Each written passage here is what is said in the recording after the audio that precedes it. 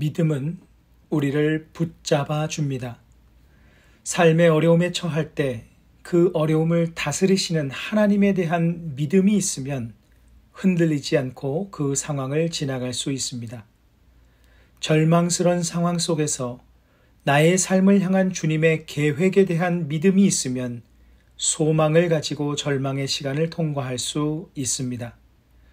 불의와 타협하기 쉬운 연약함 속에서 정의와 공의로 다스리시는 하나님에 대한 믿음이 있으면 불의와의 타협에 대한 마음으로 흔들리지 않고 정의로운 선택을 할 수 있는 힘이 주어집니다.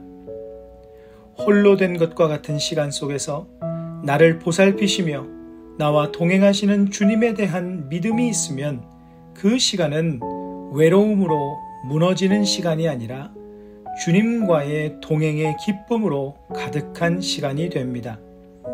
이렇듯 주님을 향한 믿음은 우리를 견고하게 붙잡아주는 힘이 됩니다. 크리스천이란 그리스도에 대한 믿음을 가진 자입니다.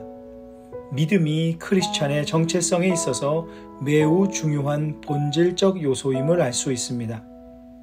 그러므로 크리스천으로 산다는 것은 주님에 대한 믿음을 늘 지니고 산다는 것입니다.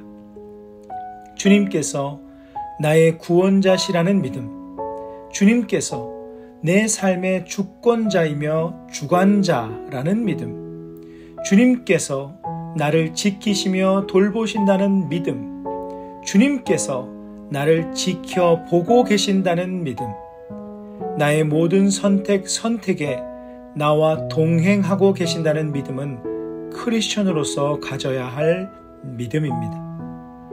그러나 예수님을 재판했던 빌라도에게는 이러한 믿음이 없었습니다.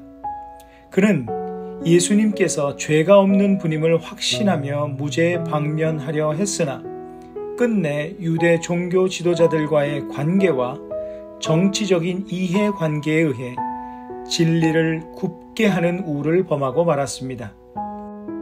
이것이 빌라도의 큰 잘못이기는 하지만 주님에 대한 믿음이 없는 자로서는, 즉 믿음의 가치에 대하여 모르는 자로서는 자신의 손해를 감수하며 믿음의 선택을 할 이유도 대중의 압박을 버틸 힘도 없었던 것입니다.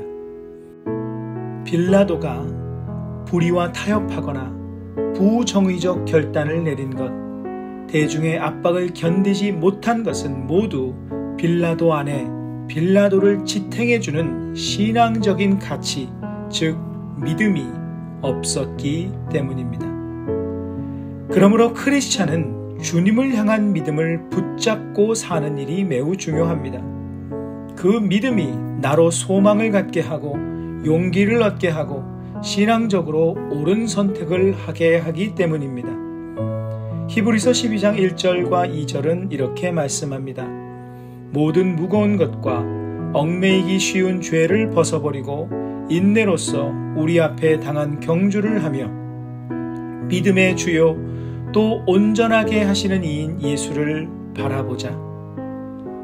우리가 예수님을 믿는 믿음을 갖게 되는데 그 믿음의 주가 내가 아니라 예수님이라는 뜻입니다. 즉 우리가 주님을 바라보며 주님을 향한 믿음을 가질 때 믿음의 주 되신 주님께서 그 믿음을 더욱 굳건히 붙잡아 주시며 나를 붙잡아 주신다는 의미입니다.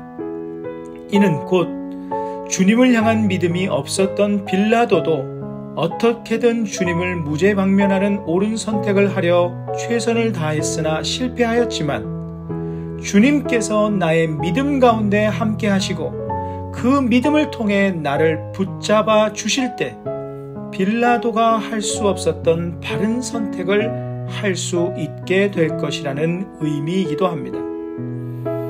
그러므로 우리는 늘 주님을 바라보며 주님을 신뢰하고 믿는 믿음의 훈련, 즉 경건의 연습에 힘써야 합니다.